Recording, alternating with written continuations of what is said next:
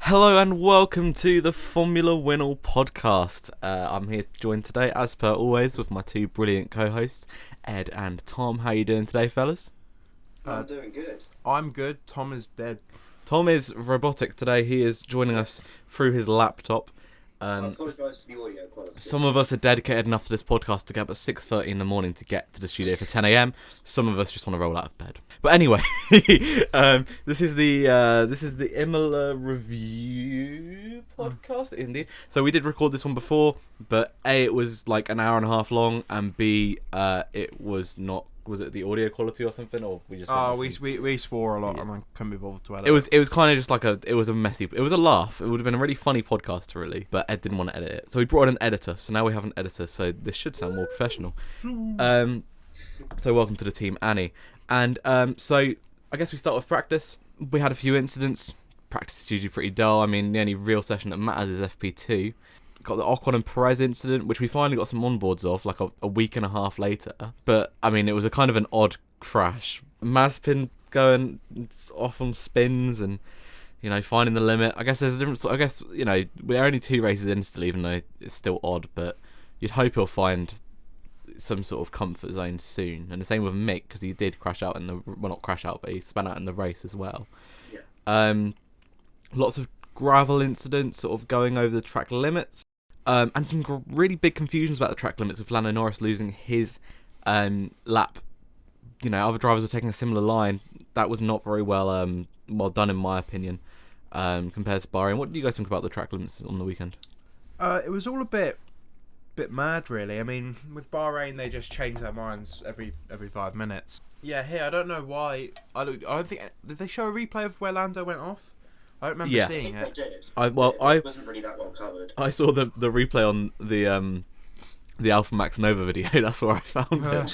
And yeah, it was what Gasly did as well. Him and Gasly basically did the same thing. Gasly got away with it. Lando fair. didn't. I don't know whether Gasly didn't gain time on that lap or something, but nevertheless. I think at least with this one, it was a bit more clearer. It was a bit more obvious. Like, it was a bit confusing with, obviously, you had like the Italian flag as kind of like a lot of the curbs, Yeah. which kind of make it a little bit more confusing. But it was better than Bahrain, that, as you say, they were just changing it like every 30 seconds what they wanted to do. And just because, you know, one driver did it when he was trying to overtake another one, that got not a penalty, but he was told to give the position back compared to someone else doing it. What was it, 28, 29 times? And not Yeah, having a Hamilton did it penalty? 29 times or something. Yeah. So, I guess realistically we can move on to qualifying. Really, I mean the only other real thing was Latifi having, as Thomas put it in the script, a bonk in FP3. Bonk. It did look kind of odd because Ferrari looked really competitive, McLaren looked really far off, and then Gasly was all up in or in P3 and FP2, and of course Aston Martin appealing to the stewards, as we saw in. It's odd because, as pointed out in Ted's notebook after the race, most of Liberty Media's representatives were there, most of the team bosses were there, which is really rare, especially not for like a big race, by which I mean like, you know, Cota or something. You'd expect it because it's, you know, it brings in a lot of money. It's like it is an F1 money making machine rather than Imola, which is just an actual race. What do you guys think about Aston Martin appealing? Give me freedom, give me fire, give me lawsuit, or I retire. That's his opinion on it. Yeah. Lovely. That's all I gotta say. I don't know. I think it's interesting because obviously they had, when they were racing point, they had something that, a car that everyone else was kind of like, what's this? What's going on here? And When a lot pink of car people is weren't sus. happy about it. But then as soon as it's them, the ones that have been hard done by, they're not. They're throwing all their toys at the pram. So it does seem quite almost hypocritical. But yeah, I think it's going to be hard for Aston and Alpine because they're obviously, I think there's very high expectations because they've taken over 2 teams that were very, very successful last season. Yet I don't think there was a lot of high expectation, especially for Aston Martin. There was almost like they're going to be the 3rd fastest car, but I didn't really believe it, and I still don't. I think it's going to take a while for them to really gel and get used to having a solid weekend, because I don't think either team out of the 2 races has had a completely trouble-free weekend. No, not at all. Yeah, no one's really had a trouble-free weekend as a whole team yet this season. No, that is a good point. That is a good point. And as we were saying yesterday in our discussion, or not yesterday, I think like day before yesterday, we were talking about how most teams have got a driver who's 2-0 up on the other in race and or qualifying, one of the two. Like Ricciardo is ahead of Norris 2-0 in qualifying and then behind on race. I think Leclerc is ahead of Sainz on both by 2-0. I think though. I'd imagine.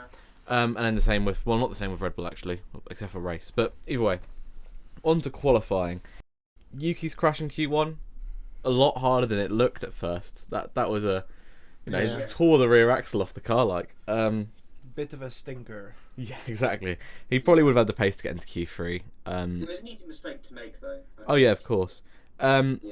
And then, this is a really interesting discussion. So we're 2 races in, and so obviously the step up from Formula 2 to Formula 1 is really different because in Formula 2 there's no real gentleman's agreement between the drivers, and then there's a lot of them in F1, which we very rarely see rookies break, and Mazepin's broken 2 different ones in 2 races. For me, there's no excuse. Yeah, everyone knows it. I think even in F2, because of the way F2 qualifying works, they always have to do an extra outlap to warm up the tyres. Yeah, and in F2 it's known, but it's not really as strict. It's not necessarily a gentleman's agreement, it's just like the right thing to do. Yeah, of course. But I think Mazepin there, that was just a bit sly, because he ruined Giovinazzi's lap. It may have helped Mazepin's a bit, he got a bit of slipstream, you could argue, but even then, you shouldn't be. Unless there's like 1 second left on the clock and you have to be alongside him and get past him to make the lap in. There's no reason you should be doing that. Yeah, what did you guys reckon to Lewis and Max? I think it was in Q2 when Max passed Lewis thinking he was going too slowly, and then going into the last couple of corners, Max backed up. Lewis went to go past him. Max sort of drifted out, almost pushed him off, and then sped off. It's all mind games. It's all mind games. Funny beef. Proper title battle. You've got to do to beat Lewis Hamilton. Back in my That's what day. Max needs to keep doing. I know it's you don't want to see the championship decided on things like that, but when you think the last sort of few times that or the last time that Hamilton has truly had his feathers ruffled and he's sort of ended up losing out to a teammate was Rosberg, and that's because he got in his head and he sort of had a lot of times where he would do things that maybe you could argue weren't sportsmanlike, but it's the drama of the sport and that's why we love it. That's why Vettel, his title battles were never really as intense, because they were both kind of statesmen of the sport even at that point in time a few years ago, and there was a lot of mutual respect. I don't think Max actually has much respect for Lewis in terms of understanding the levels. I don't think Max has respect at all. Well, I think he has respect. You know, you got to have respect for other drivers, but I don't think he's like Seb in that. Because he's young, and to him, there is no level. It's not like, oh. To be fair, when Seb was young, he didn't have much respect for his rivals either. Yeah, none of them ever do. But he did for Shimmy, for Michael. He had a lot of. Was he ever teammates with Michael? No, not teammates, but like. Oh well, yeah. Lewis was never teammates with Vettel. yeah, I know what you mean.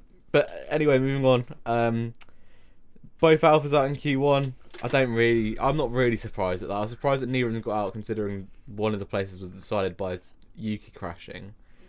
Well, Mazepin just resigned them both, so that's true. Actually, that's a good point. Alonso did get a lucky escape into Q2 and then got out qualified for the first time by a teammate in forever, and Ed was, punching the air. Love to see it. And then Sainz out in Q2 again. Odd, but it was a tiny smidge of time. Like there was nothing in it. Williams 12th and 14th. Unfortunately, didn't capitalise on that in the race. A double DNF after their. Bahrain as well.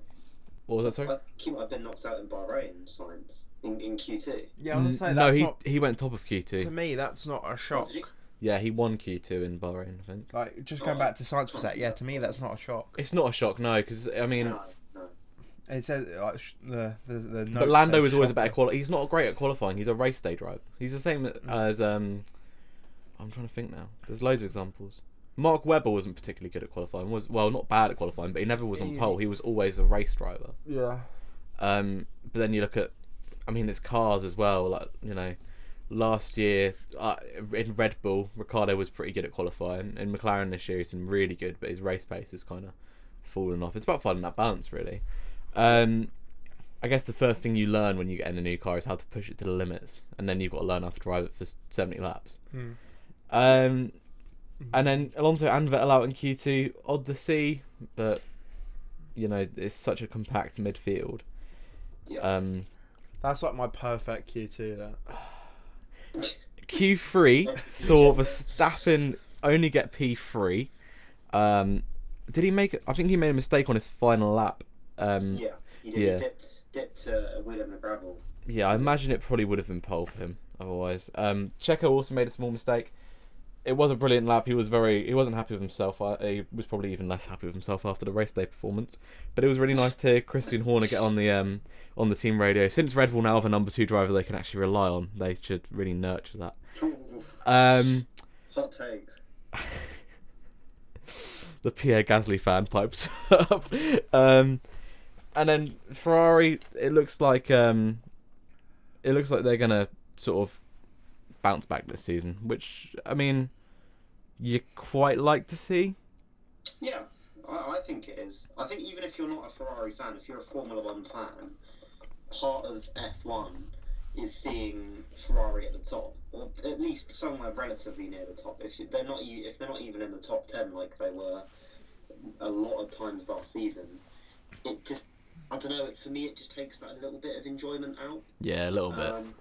Maybe not with the livery they've got at the moment. Bring back the 2018 livery. I say that was the best Ferrari livery of like all time. 2019 is so far clear. It's really not. Had impact font. Okay. May as well have Comic Sans.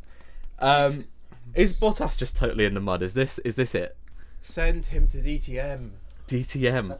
Get Alboned. I'd quite like to see Bottas in BTCC actually. Oh, he's not that bad. Hang on a second, you can't start going around calling... Yeah, but he's an F1 driver, the level's there. Bottas is an F1 driver qualifying P8 when his teammate's on pole, and then getting in a crash with a driver in a junior team. Well, don't say getting in a crash, causing one. Causing one, the crash is 50-50. I don't really think you can... Yes, you I say 60-40 Bottas. I'd say 100-0 Bottas. Oh, you Russell fanboy. I'm not a Russell fanboy, he literally swerved on him. What's Russell meant to do? But there's a kink in the straight. And Bottas was turning Unbelievable. Right for it. Yeah. I love the little I love the F1, you know, that bonk sound effect on TikTok. They made a TikTok of Russell and Bottas with that sound effect. The imposter is. Oh no.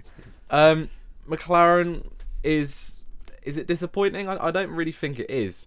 For them to sort of keep where they are last season, having put a new power unit in and having spent all the upgrade tokens putting that in the car correctly, I think that's where they have to be. And I was reading a Martin Brundle interview recently saying if Ricciardo wants to have any sort of success beyond what he's had already in F1, sort of like maybe winning a championship even, he has to stay at McLaren for the rest of his career now. Yeah. That has to be it, because this team, they're building their own wind tunnel. Their facilities are going to be crazy over the next couple of years, but I think McLaren will probably be a top team. That's what he was saying, at least, rather. That he thinks McLaren could quite easily be back at the top in sort of 3 to 5 years, but it will totally depend on sort of having that patience with them. Yeah, I think it's, especially with these modern cars, sometimes you need time to adapt to them. And I think out of the teams that we've seen the last few years, from what I can maybe dig out, maybe you could argue Racing Point, but then going to Aston Martin, they've dropped off.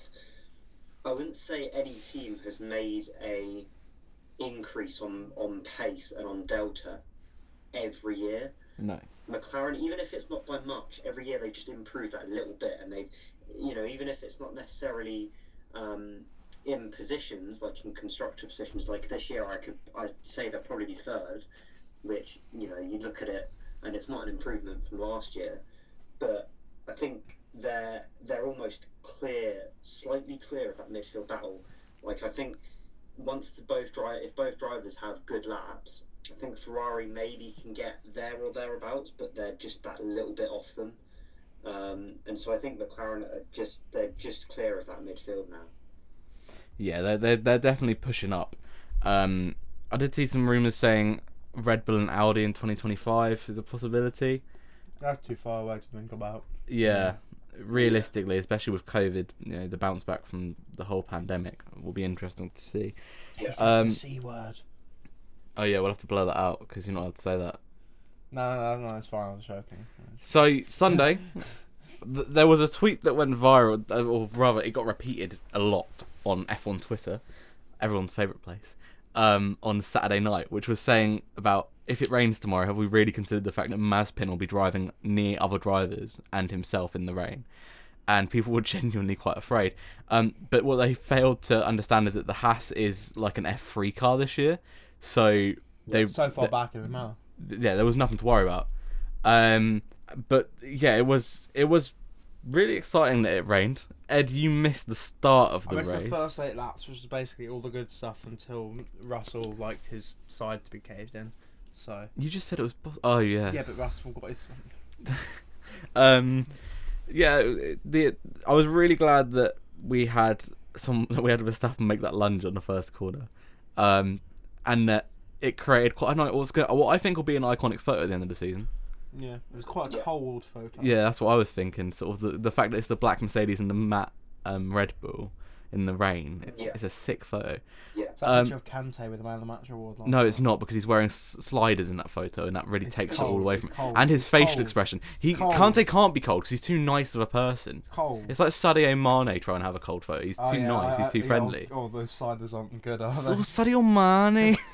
those sliders really aren't good. No, yeah, the sliders take away from it. If he was wearing like his boots or something, then it'd be fine. But he may as well be wearing pink fluffy socks. I'll just crop it and post it on Twitter and crop it. And, Still not cold. Just because it's raining doesn't make it cold. Leclerc went off on the formation lap.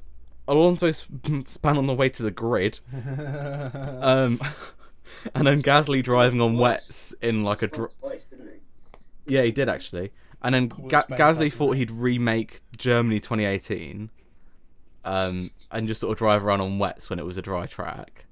Yeah. Germany 2018. I didn't want to bring that back up. And actually, quick flashback to that. Actually, just a random side note. I remember I was driving to help my brother move that day, and I'd stopped watching the race, and we put it on 5 Live, and then Vettel went off, and I turned the radio off. And I was making my family listen to the race who don't follow F1. Yeah. So my family who I live with. I've got a funny story about that. Go on. I was watching the race with my mate who's a Vettel fan. We were like on an Xbox party watching it on the streams, and his stream was 30 seconds ahead of me, and I randomly said, "Oh, imagine if Vettel binned it here," and then about 5 seconds later I hear him throw his headset and just like whimper and run off, and I'm like, what happened? And then I did see Vettel in the gravel at Sax curve. He's like, I am inevitable. All I really wanted was him to win, because it's his home race and he'd never won it. And I mean, it was just kind of gutting, but nevertheless, back to the topic. We did then go under a safety car, which made it quite exciting, although I did kind of not bother with watching at that point and went and made myself useful elsewhere, by which I mean I went and looked at Twitter.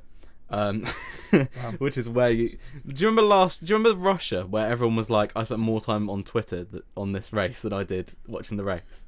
Probably. I got to that point where like I almost just muted the audio and went and watched that on my phone, because I got kind of bored during the safety car. I was just like, come on, we've had that much excitement, it's Imola, How long was that safety car? It was quite, because they were going so slowly as well. They weren't going quick enough. I think it might the lap I started watching was the lap I went back green, which was like lap 8. Yeah, and it was long because Latifi's car was in the most awkward place ever.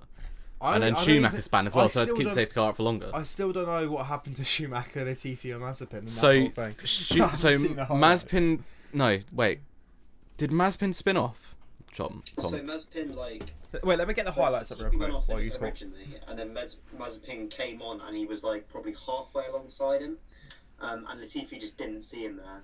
And Latifi just veered kind of like sort of... Oh yes, Latifi spins. Right, so Latifi spins. Latifi, but and then Mazepin carried him fine. Yeah, Latifi span and then took himself out on Mazepin. That's what happened, Ed. And then after that, Schumacher... We all thought Schumacher had come out of the pits, but he was taking a wide line while he was like warming up his tyres or whatever, drove onto the wettest part of the track for whatever reason, and went straight into the wall, and had to do a whole lap on full wets with no front wing. Yikes. Yeah. I was watching. What corner was that all at? So Schumacher's was first corner. Latifi span out at the one, sort of like the bottom of the hill. So end of sector 2. I don't remember what the name of the corner was. Aqua Minerale. Yeah. So same place Alonso span off on the way to the grid. Or Leclerc on the formation lap, rather. The corner literally named Minimal Auto. I love it. Ah, yeah, there's Latifi in the wall. Oh, you big stinker. Get back to F2. Oh my days. The thing is, he could go back to F2 as well because he didn't win the championship. Mazepin, and then... Oh. Have you not seen this yet? No. This is like news. just to make it clear, we are recording this on Wednesday, the 28th of April. So this race is like 2 weeks off. Oh my god, Mick Schumacher, he was so bad. Oh my days, Ed. That is awful. That is awful. That is Ericsson hit us with like just not in Baku. That's worse than that. It's cringe. Right, we can carry on now. I'm not sure I want to. Team orders. So Ed, I can hear the anger in his voice. You haven't angered me. It's the highlights. Watching that shit. So not Tom. What am I saying? Tom. Oh, it's because we're both McLaren. We're both Ricardo fans. Ricardo let Norris through on team orders. It was the right thing to do. Realistically, that team is fighting for third in the constructors, and they've got such competition that any point they can get is worth it. I'm sure later in the season we'll get to a race where the other way has to be done, whether it's for strategy or pace or whatever. But it's nice to see that respect between the two of them because that relationship between those two could go one of two ways, and it's nice to see it going in a respectful way. Perez got a 10-second penalty for just spin. Well, the confusion there was that obviously if you spin off on the formation lap, you can take your place back because you're going to the grid. Yeah. But I guess because it happens so rarely, he probably wasn't aware that he couldn't do that under the safety car. The rules are a bit weird with that. I think they should possibly be changed. I think so. I think if you can make positions back up on the formation lap, you should be able to do it on a safety car. But I think it has to be when it comes circumstantial, so for extreme me, conditions. It's in the race. Formation lap isn't the race. Yeah, so but you can do that. But in the race, if you spin off, you can't just cut the corner. No, but I think if you're in extreme conditions, like in the rain like that, it should be allowed. It's the same as like Bottas in China a couple of years ago when he spun into the safety car in the wet. But I don't think he went back to get his positions back. Did it rain in China recently? Yeah, it was like 2017, 2018. He spun under the safety car. 2018 was the Ricardo one. Might have been that year. It didn't rain. 2017 and 2019 though. But he spun under the safety car. And it was wet. Okay, I didn't realise there was a wet race in China recently. I think it was only slightly damp. I think Okay. I mean, it is Bottas we're talking it's about. probably I think it was a damp to dry. So then Verstappen, Vettel put on dries first, and then he set a fastest lap, and everyone thought, yeah, no, this has definitely got to be the time to change the dries if Aston Martin set in fastest laps. What did you guys think of the whole lapped cars and lapping themselves after the red flag? I think that needs changing. Yeah, I don't know. I'm just trying to remember when was that the Are we talking about like when Hamilton went off? Yeah, so Hamilton went off, and then we had the red flag because Bottas and Russell came together in a. Yeah. Bottas activated save Lewis mode. Yeah, exactly. So the red flag happened. They worked on Lewis's car because you're allowed to under a red flag, so he didn't have to pit for a front wing, and he managed to unlap himself. Which, when you consider, we might get to the end of the season and Lewis might win the championship by the points he gained in that race. I feel like it's unfair. I feel like you get an advantage. But then it's an even playing field, isn't it? I guess. Yeah, but I mean, Verstappen didn't go off. I just think it's a bit odd, personally. Not that it needs to be changed. I just think it's an odd decision and an odd rule. But I think Imola revealed a lot of those odd rules: track limits, safety car, all this other stuff. What's everyone's thoughts on Hamilton reversing out the gravel onto the live circuit? That was okay because it was clear. Yeah, wasn't I, it? I agree. I've seen a lot of people kicking up a fuss. I don't think that's an so. okay thing. I think those people kicking up a fuss because they're even Max fans or they don't like Lewis. Yeah. And I feel like if you don't like Lewis at this point in time, I think it's one of those situations a bit like S and Senna back in the 88, 89 when the Prost crash at where you can reverse onto the circuit if you don't reverse on the circuit if you have the choice to not. Yeah, but at the same time, a lot of people didn't like Senna because they had very unsettling agendas. You've only seen the Senna documentary. No. I've known people who didn't like Senna because they didn't like people who were Brazilian. Oh. So like. I mean, some of his relationship choices were questionable, but let's not get into that. Yeah, no, let's not talk. 80s F1 drivers were a different breed.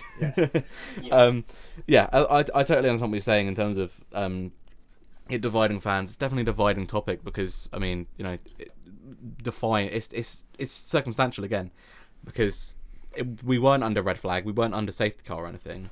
It was a live track, and it was a corner that you can easily go wide at. So. Yeah. It's again. That's what made the race so interesting. Though there was so many things that happened that would never normally happen.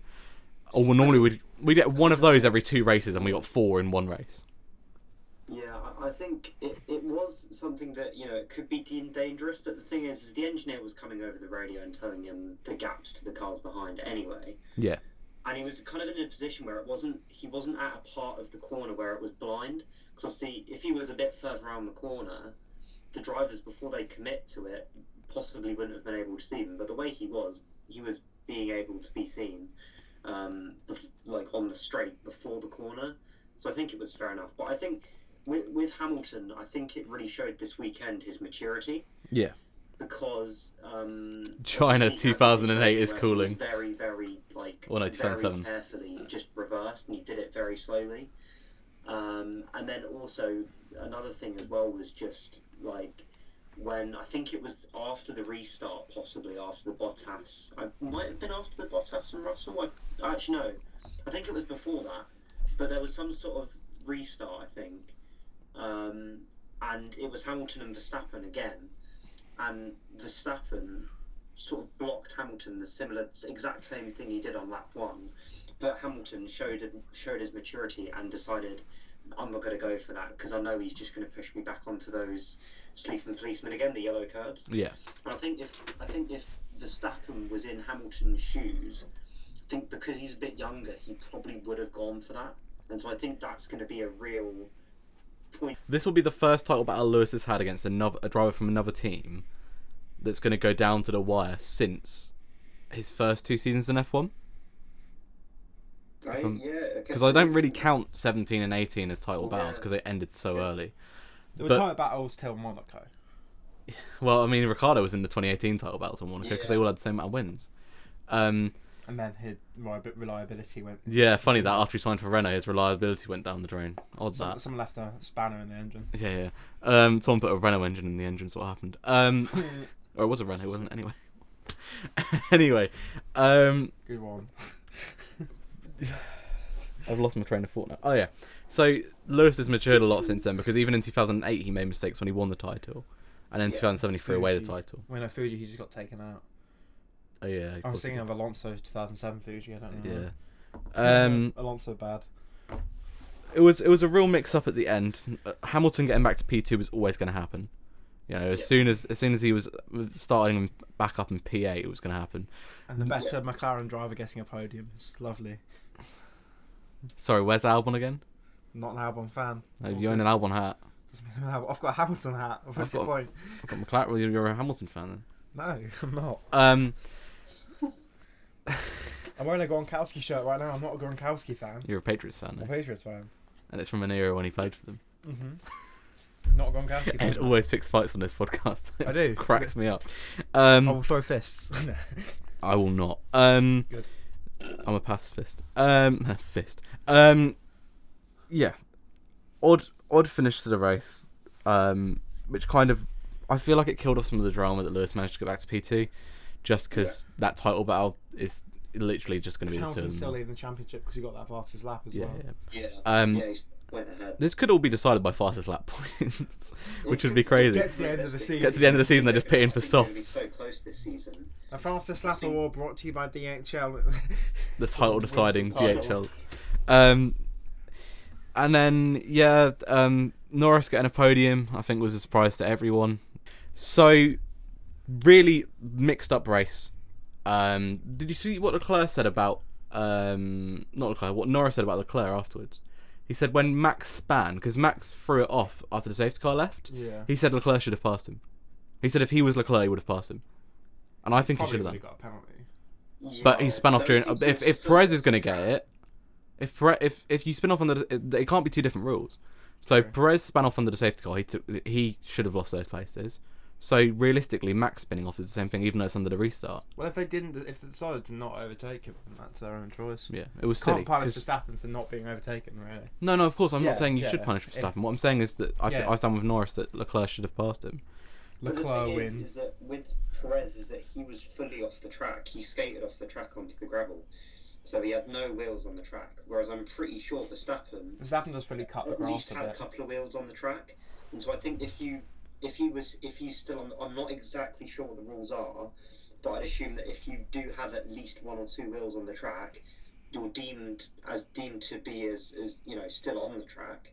And so I think he probably still would have been told to give the position back there. Yeah, yeah. It's a sticky situation, but Every single situation in Formula One is now. That's the problem. They just need to throw the rulebook out and rewrite it. let's make it They're sending simple. it to VAR. I won't go that far. I wouldn't go that No, far. it's getting there, feels like. So I think we've pretty much rounded that up.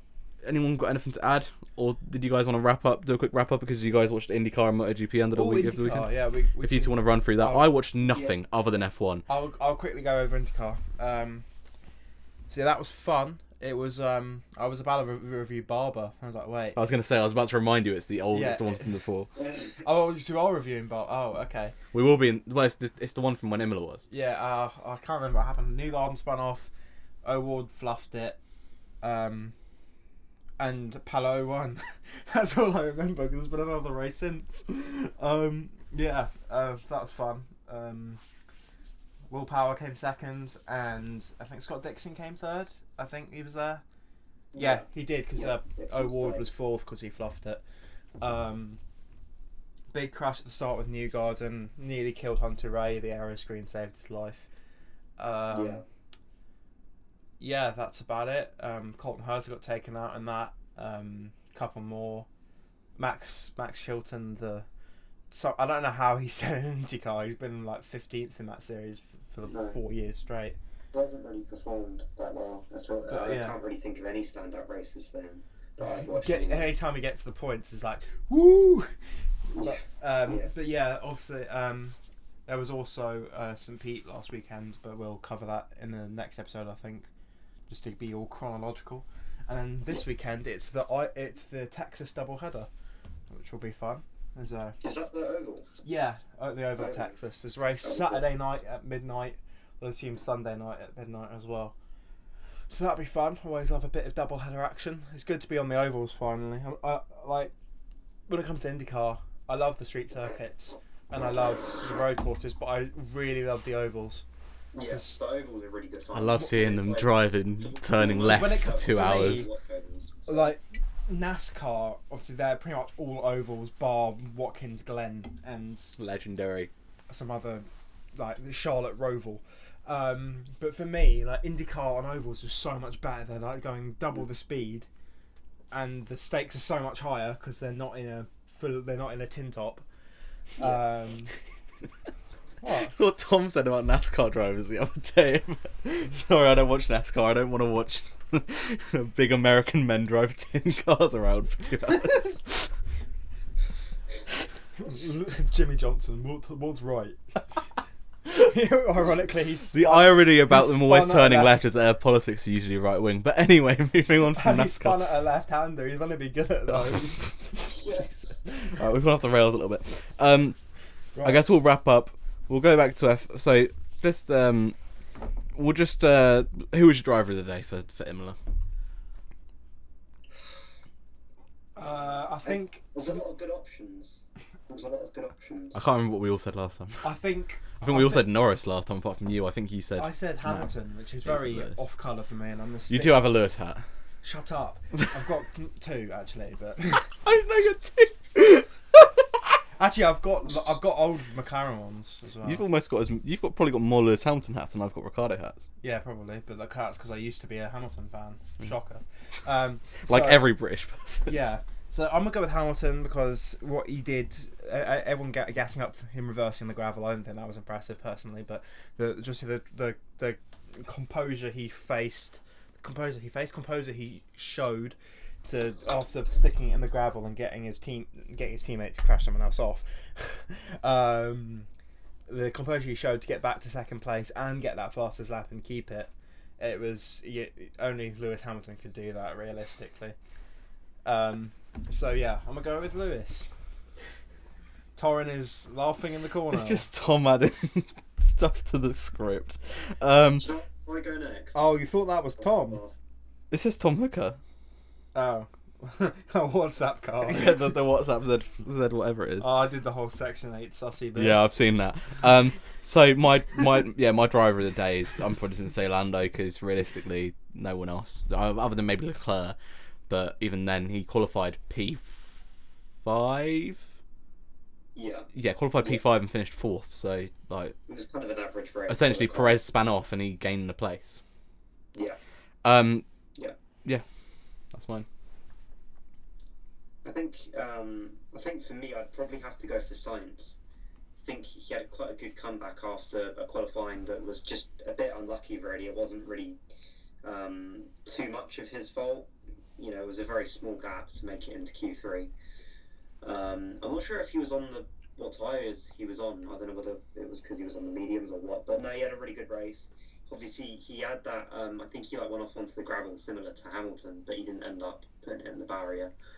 But then after that, yeah, he just kind of had a bit of a solid race and just ended up capitalising on everyone else's misfortune. And I think he came home in P5, I believe. Yeah, P5, because Ferrari got a real points all out of it. Decent race. Well, if you've made it this far, thank you for listening. I think that's it, unless anyone's got anything to add. But yeah, thank you for listening, and we'll see you on the next one. Laters.